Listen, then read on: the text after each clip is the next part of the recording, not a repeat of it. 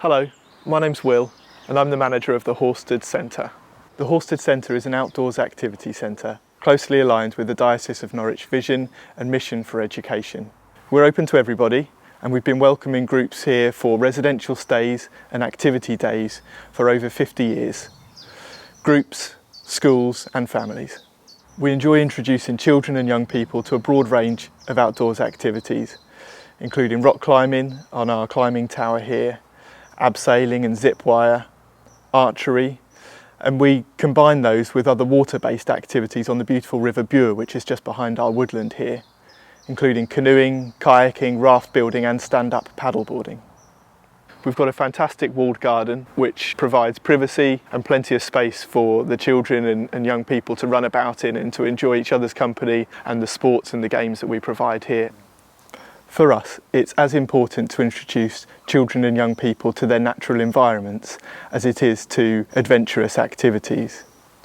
We've developed a range of experiences that are designed to introduce children and young people to nature.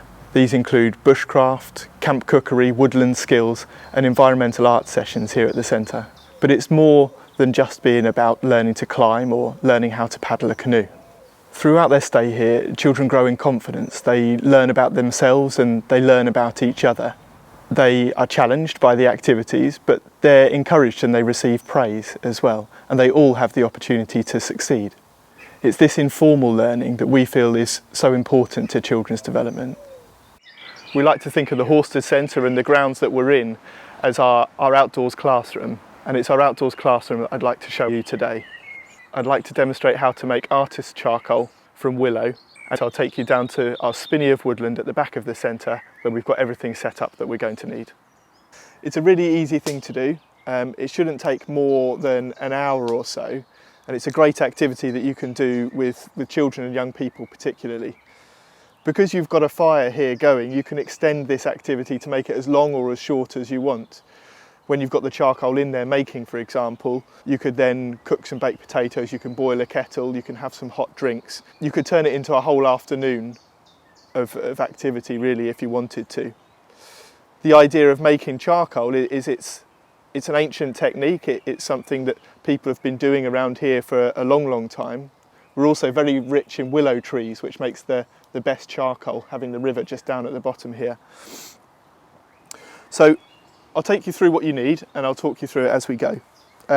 First of all, we've gone down to the river and we've just trimmed off some willow. A willow is a very resilient tree. You can cut it off quite easily. And when you're looking to chop this willow into lengths that suit the length of the tin that you're going to use to make your charcoal. And we've just got a coffee tin here, about that long is absolutely fine. And what we're looking to do is to fill this tin with twigs of willow that have had their bark removed. And you want to fill that tin as tight as you possibly can. The wood itself is going to shrink down by about 1/2 to 2/3, so the less oxygen you can have in there, the more willow you can have in there, the better. We drilled a hole in the top of our tin, just with a drill. If you drill it from the outside, then the sharp edges will be on the inside. And other than that, all we really need is a pair of secateurs or a sharp knife to harvest the willow. And you're looking for willow of about a thick pencil thickness. So if I take one of the ones that I've already got in the tin, use that as a measure,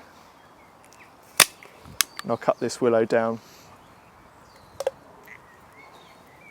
Now there's a couple of ways that you can take the bark off. One of the best ways, and probably the safest with smaller children, is to use a potato peeler. And just by taking one long strip, you can then quite easily peel the rest of the bark off just using your fingers, especially if it's quite fresh like this.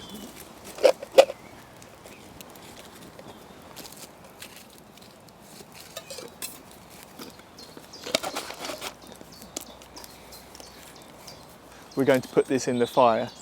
There's a couple of things to consider. It will need to stay in the fire for up to an hour to turn this willow into artist's charcoal. So you're going to need a decent supply of wood to be able to keep that fire going.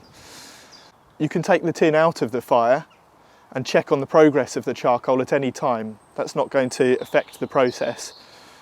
But You must let it cool every time before you do that, because the willow could combust if you open the lid and it's still hot. So it must be cool before you take the lid off. I'm now going to use a pair of gloves to put it in our fire.